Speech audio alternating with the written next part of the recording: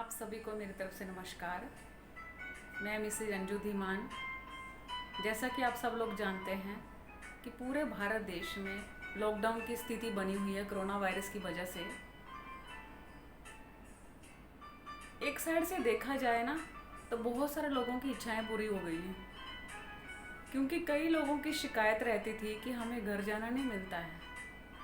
हम वर्किंग में इतने बिजी हो जाते हैं अपने काम काज में, हम घर ही नहीं जा पाते हैं। माँ बाप के साथ उठ बैठ नहीं सकते हैं, बच्चों के साथ खेल नहीं सकते हैं। अभी सबकी इच्छाएं पूरी हो रही हैं। आज मैं ऐसे बैठी हुई थी तो मैं एक स्टोरी पढ़ रही थी, तो मुझे वो स्टोरी बहुत अच्छी लगी। मैंने सोचा कि क्यों ना आप सब लोगों के साथ शेयर की जाए। स्टोरी इस तरह से थी। एक बार क्या होता है, किसानों के साथ इंद्रदेव की बिगड़ जाती है, क्योंकि किसानों ने चढ़ावा नहीं चढ़ाया। इस बार फसल निकली तो इंद्र भगवान गुस्सा हो गए। उन्होंने किसानों को श्राप दे दिया कि अभी 12 साल तक बारिश नहीं होगी। मैं देखता हूँ कि तुम फसल कैसे उगाते हो। अभी किसान बहुत दुखी हुए कि अगर फसल नहीं होगी तो हमारा गुजारा कैसे होगा। तो उन्होंने बोला कि इंद्रदेव जी, अगर आपने हमें श्राप दे ही दिया है तो उसका कोई निवारण भी होगा, आप हमें रास्ता बताएं।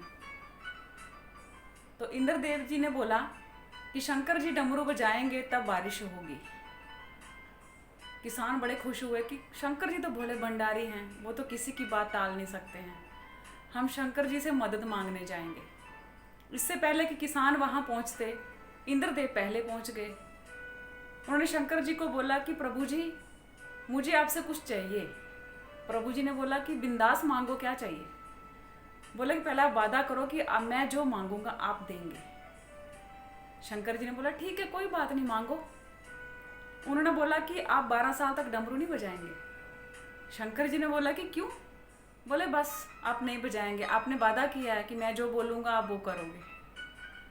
शंकर जी ने बोला ठीक है, कोई बात नहीं। वहाँ से इंद्र भगवान चले गए। बाद में किसान वहाँ पे आए। उन्होंने वहाँ पे जाके फरियाद की कि प्रभु जी, हमारी समस्या का निवारण करो। हमें इंद्रदेव जी ने श्राप दे दिया है कि 12 साल तक बारिश नहीं होगी। अगर होगी तो आप तब होगी जब आप डमरू बजाएंगे। तो कृपा करके आप डमरू बजा देना, टाइम से बारिश हो जाएगी।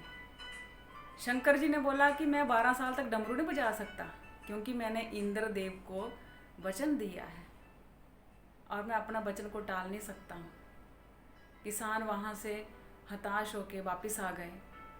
पार्वती जी ने शंकर जी को बहुत समझाया कि ये गरीब किसान हैं, आप इन पर दया कीजिए। शंकर जी ने बोला कि मैं कुछ नहीं कर सकता, क्योंकि मैंने वचन दिया है। अब किसान वापस आ गए। उनमें से एक किसान ऐसा था जो रोज सुबह उठ के खेतों में जाता था, हल चलाता था, टाइम से बीज बोता था, उन अपने खेतों की केयर करता था, ये सोचे बिना कि बारिश होगी कि नहीं होगी।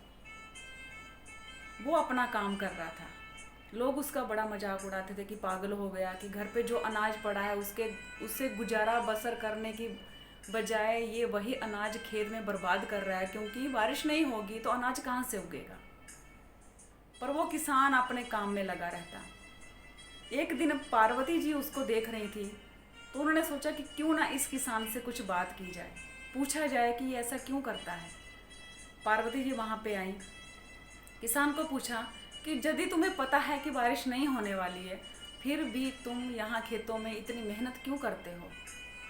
किसान ने जवाब दिया कि मैं इस वजह से मेहनत नहीं करता हूँ कि भगवान को मेरे ऊपर दया आ जाए और पहले डमरू बजा दें और बारिश हो जाए। मैं मेरा काम करता हूँ, क्योंकि मुझे पता है कि जब 12 साल के बाद बारिश होगी तब तक तो मेरी ज़मीन भी बंजर हो चुकी होगी। और अगर मैं खेती करना भूल गया होगा, तो अगर मेरा शरीर उस लायक ना रहे कि मैं मेहनत कर सकूं, तो फिर क्या होगा। मैं अपने काम को इसलिए करता हूँ कि मैं कभी काम करना ना भूल जाऊँ। मैं अपने शरीर को वर्किंग में इसलिए रखता हूँ कि मेरा शरीर निर्जीव ना हो जाए बैठे बैठे। इसलिए मैं अपना काम करता हूँ, मेहनत करता हूँ। बारिश जब आनी होगी तब आएगी, मैं मेरा काम करता हूँ। पार्वती जी बड़ी खुश हुई। उन्होंने सोचा कि क्यों ना शंकर जी को इस बात को लेके मनाया जाए।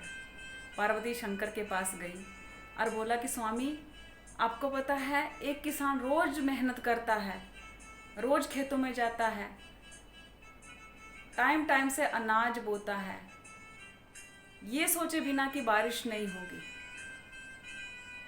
जब मैंने उसको पूछा कि तुम इतनी मेहनत क्यों कर रहे हो, तो उसने बोला कि कहीं मैं अपना काम करना ना भूल जाऊं, मैं इसलिए मेहनत कर रहा हूं।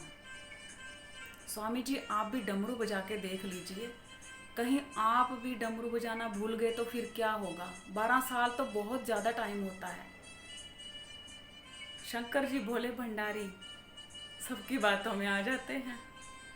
शंकर जी ने डमरू उठाया और बजाने लग गए, और जैसे ही डमरू बजा बारिश शुरू हो गई, क्योंकि तय तो यही था ना कि शंकर जी डमरू बजाएंगे तो बारिश होगी। अब इतनी ज़ोरदार बारिश हुई कि उस किसान ने जो अनाज बोया था उसकी फसल 4 गुना ज़्यादा फसल तैयार होगी उसके खेत में। अब वो बहुत खुश है, पर फसल उसी के खेत में हुई। क्यों? क्योंकि अनाज उसी ने बीजा था, मेहनत उसी ने की थी, बाकी किसी ने मेहनत नहीं की थी। सब अपने अपने घरों में बैठ रहे थे, टाइम वेस्ट कर रहे थे, पर उसने अपना टाइम वेस्ट किए बिना अपने काम को जारी रखा। मेरा आप लोगों के पास यही मैसेज है कि आप लोग भी अपने काम की प्रैक्टिस करते रहें। ऐसा ना हो कि जब लॉकडाउन खुले आप अपना काम ही करना भूल जाएं। अपने आप को कभी फ्री मत रखो, अपने काम के प्रति वफादार रहो। जैसे आप मार्केट में जाके काम करते हैं वैसे उसकी तैयारी करो, घर बैठ के तैयारी करो। ये मौका है आपके पास। घर बैठ के सो के खा के पी के उसको टाइम को वेस्ट मत करो, क्योंकि समय की गति तो बढ़ती जा रही है, हम वहाँ ठहर गए हैं। समय की गति चली हुई है। अभ्यास करते रहो, प्रैक्टिस करते रहो अपने काम की। देखो कहाँ कमी है, उस कमी को सुधारो, ताकि जब लॉकडाउन खुले आप मार्केट में जाएं तो आपकी एक नई छवि हो, एक नए जुनून और नए उत्साह के साथ आप मार्केट में उतरें।